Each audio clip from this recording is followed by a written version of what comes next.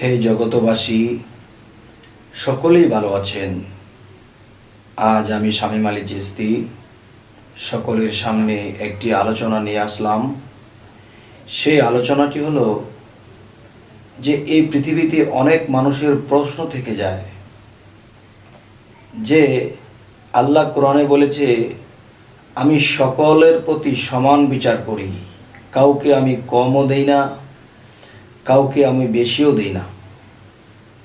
তাহলে আল্লাহ যদি সকলের প্রতি সমান বিচারক হয়, সবাইকে সমান দিয়ে থাকে, তাহলে একজন মানুষ অন্ধ জন্ম নিয়েছে, তাকে যে দুনিয়াতে আসার পরে চক্ষু চিকিৎসা করে যে তাকে ভালো করবে এমন কোনো ব্যবস্থা নেই, বা তার চোখের ভিতরে সেই ফাংশনটাই নেই। বিজ্ঞান রিসার্চ করেও দেখা যায় যে একে ভালো করা সম্ভব নয়।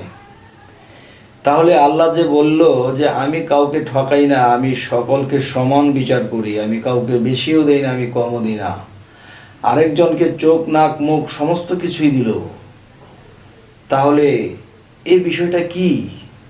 আরও একটি বিষয় হলো যে একজন মন্ত্রী মিনিস্টার করে জন্ম নিল, আরেকজন রিক্সা চালায়, ভ্যান চালায়, বা কাগজ টোকায়, সে কাগজ বিক্রি করে খায়, এমন একটা ব্যক্তির ঘরে একজন মানুষ জন্ম নিল। সে দিন আনতে পান্তা ফুরায়, লবণ আনতে পান্তা ফুরায়, সে খেতে পায় না, সে অসুবিধায় চলে, মানুষের বকাঝকা শোনে, মানুষের চড়থাপ্পড় খায়। আবার একদল লোক আছে একটা সাইন করে কোটি কোটি টাকা কামায়। যে ঘরে থাকে সেই ঘরটিও এসি, যেই গাড়িতে যায় সেই গাড়িটাও এসি, যেই অফিসের মধ্যে নামে সেই অফিসের মধ্যে যখন বসে তখন সেই ঘরটাও এসি। তখন তিনি একটা সিগনেচার দিল, 1 লাখ পেল, 2টা সিগনেচার করলো, 10 লাখ পেল, 20 লাখ পেল, একদিনে 20-30 লাখ কামাই করে ফেললো সিগনেচারের বিনিময়ে, তাও কি সেই এসি রুমের মধ্যে বসে। আরেকজন কি করতেছে, সারাদিন কাগজ টোকাইছে, ভালো খাইতে পারে নাই, মানুষের চর থাপ্পড় খাইছে। তাহলে আল্লাহ যে বলল যে আমি সকলের প্রতি সমান বিচার করি, কাউকে আমি কমও দিব না, বেশিও দিব না, এই যে কথাগুলো, যে এই পৃথিবীতে যারা জন্মান্তরকে বিশ্বাস করে না, যে মানুষ পৃথিবীতে আসে, মৃত্যু হয়, আবার মৃত্যুর পরে সে আবার পৃথিবীতে জন্ম হয়, এই কথাটা যে বিশ্বাস না করবে তার প্রশ্নের মুখোমুখি এই কোরআন হয়ে যাবে। এই কোরআনটা প্রশ্নের মুখে পড়বে, আর এই কোরআন কে দিয়েছে? আল্লাহ দিয়েছে। আল্লাহও তার প্রশ্নের মুখোমুখি হবে। আর আল্লাহ বলেছে, আমি মহাজ্ঞানী, তোমরা আকাশের দিকে চোখ করো, দেখো তোমাদের দৃষ্টি নেমে আসবে। তাহলে আল্লাহর দোষ কখনোই আমরা ধরতে পারবো না, আল্লাহকে প্রশ্নের মুখোমুখি কখনোই আমরা করতে পারবো না। তাহলে যারা জন্মান্তরকে বিশ্বাস করে না তাহাদের প্রশ্নের মুখোমুখি আল্লাহ হন, কিন্তু আল্লাহ হন না। আর যারা প্রশ্নের মুখোমুখি করেন তারা মূর্খ। এখন যদি বলা হয় যে মানুষ জন্মে পৃথিবীতে আসছে আর কখনো জন্মে আসবে না, তাহলে এদের কাছে কিছু কিছু বিষয় মিথ্যা হয়ে যায়, আল্লাহর বিচারটাও সঠিক বিচার হয় না, বেবিচার হয়ে যায়। সেটি হলো কেমন? দেখা যায় একটা শিশু, তার তো কোনো পাপ নেই, শিশু নিষ্পাপ। এই পৃথিবীর মানুষ বুঝুক বা না বুঝুক একটা কথা বলে থাকে যে শিশু তো নিষ্পাপ। তাহলে আল্লাহ তো পাপীকে সাজা দেন, নিষ্পাপকে তো কখনো সাজা দেন না। তাহলে সেই শিশু যদি নিষ্পাপী হয়, তাহলে তার কেন চোখ নেই, তার কেন পা নেই, তার কেন অন্ধ বধির এবং মাজা পর্যন্ত তার আছে, বাদ বাকি পায়ের অবস্থা নেই? তাহলে সে এটা হলো কেন? আবার কাউকে সম্পূর্ণটাই দিল। তাহলে বোঝা গেল কি, বিগত জন্মে সে যে পাপ করেছিল, কারো পা কেটে দিয়েছিল, আজ তার পা নেই, কারো চোখ অন্ধ করে দিয়েছিল, আজ তার চক্ষু নেই। একটা কথা আছে বা একটা হাদিসে আছে, তুমি যা করবা ঠিক তা পাবা। তুমি একজনকে ঠকিয়েছ, মনে করো না যে তুমি তাকে ঠকিয়েছ, তুমি ঠকেছ। একজন মানুষকে ক্ষতি করে তুমি কোটি টাকা তার বাড়িঘর আত্মসাৎ করে তুমি রেখে দিয়েছো? তো মনে করো না যে তুমি তার বাড়িঘর কেড়ে নিয়েছো, তুমি তোমার বাড়িঘর কেড়ে নিয়েছো। কিভাবে? তুমি যখন পরবর্তীতে পৃথিবীতে আবার জন্মাবে, তখন দেখবে তুমি অনেক কোটিপতির ঘরে জন্ম নিয়েছো, বাড়ি গাড়ি আছে, কিন্তু তোমার বাবা যতদিন আছে ততদিন ভোগ করে গেছে, কিন্তু এক সময় তোমার এই বাড়ি গাড়ি একজনের চিটিংবাজি করে বা কোনো কৌশল করে তোমার এই বাড়ি গাড়ি নিয়ে যাবে, কিন্তু কিচ্ছু বলার থাকবে না তোমার। তখন হায় আল্লাহ, তুমি এটা কি করলে, আমার বাড়ি গাড়ি সব গেল কেন বাবা? আল্লাহ তো বলেছে তুমি যা করবা ঠিক তা, বা বিগত জন্মে তুমি কারো বাড়ি ঘরে আত্মসাৎ করেছিলে, তেই আজ দেখো সেই ব্যক্তি আফসুস করেছিল, আজকে তুমি আফসুস করো, তোমার বাড়ি গাড়ি নিয়ে গেছে। তাহলে বিগত জন্মের সাজা হইতেছে। তাহলে এই জন্ম জন্মান্তর যারা বিশ্বাস করে না, তাদের প্রশ্নের মুখোমুখি কোরআন, তাদের প্রশ্নের মুখোমুখি আল্লাহ। আর আল্লাহ বলেছে অজ্ঞানীর মুখোমুখি আমি কখনো হই না। এই অজ্ঞানীরা যেদিন বুঝবে তখনই বলবে যে হ্যাঁ, আল্লাহ যদি কোরআনে বলে থাকে যে তুমি যা করবা ঠিক তা পাবা, তাহলে আমি যে অন্ধ হয়ে এসেছি, আমি যে পৃথিবীতে গরিব হয়ে এসেছি, তাহলে সবাই তো, অনেক মানুষ তো ধনী লোক, 20 তলা বিল্ডিং করেছে, 21 তলা বিল্ডিং করেছে, আমি কেন কাগজ টোকাই খাই? তো নিশ্চয়ই আমার কর্মে আছে। তাহলে নিশ্চয়ই আমি বিগত জন্মে এমন কিছু করেছিলাম, আজ সেই ভোগন্ত, আজ আমি কষ্ট পাচ্ছি। অন্ধ হয়ে হোক, পা খোড়া হয়ে হোক, গরিব হয়ে হোক।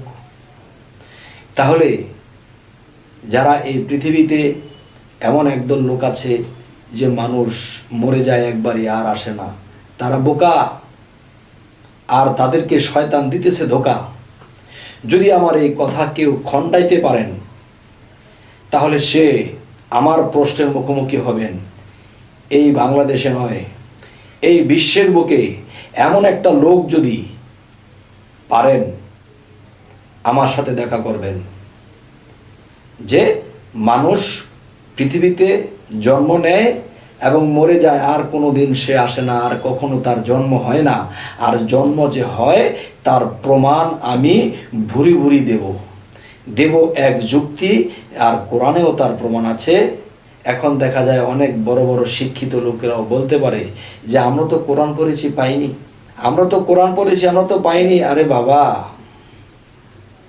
একজন গুরু যখন বলল যে বাবা তোমরা কয় ভাই? 3 ভাই। তোমরা 3 ভাই 3টা বস্তা নিয়ে যাও তো, সাগর পারে হেঁটে হেঁটে ঘুরে ঘুরে আমার জন্যে তোমরা লাল জহরা মণিমুক্তা টোকায় টোকায় আনবা, সাগর পারে আছে। তখন সাগর পারে যখন পাঠাইলো, তখন সামনে 2 জন হাঁটতেছে, কোনো লাল জহরা মণিমুক্তা কিছুই পায় না, ওরা খালি হাঁটে আর খোঁজে। কিন্তু পিছনে যে একজন আছে, সে তার পাড়ার জায়গা থেকে, যেখানে পা দিয়ে পাড়া দেওয়ার পরে যখন গর্ত হয়ে গেছে, সেই গর্তের মধ্যে দেখতেছে আছে। তখন সে পিছন থেকে তার ব্যাগ ভরে গেছে, আর তারা হাঁটতেই আছে, আর সে ব্যাগ ভরে নিয়ে আসছে। তখন ওই 2 জন গেল, গিয়ে বলতেছে যে আপনি যে বলছেন হীরা লাল জহরা ওখানে আছে, কই নাই তো। তখন বললো যে তোমরা না তিনজন গেছো একসাথে। কয় হ্যাঁ, আরেকজন তো আমাদের পিছে পড়ে গেছে। কয় দেখি সে আসুক। তখন দেখা যায় ওই 3 জন একখানে হলো। 3 জন একখানে হওয়ার পর তখন বললো তোমাদের বস্তা খালি কেন? আর ও তো বস্তা ভর্তি করে আনছে দেখি। তখন দেখে হীরা লাল জহরা দিয়ে ভরা। তখন বললো যে তোমরা তো 3 জন একসাথে এক জায়গাতেই গেছো। হ্যাঁ, এক জায়গাতেই গেছি, কিন্তু সে তো আমার পিছনে পিছনে আসলো। আরে বাবা, তোমরা তো সেই জিনিস চিনো নাই, এখান থেকে তুলে যে আনতে হয় এটা তোমরা জানো নাই, শিখো নাই, বুঝো নাই।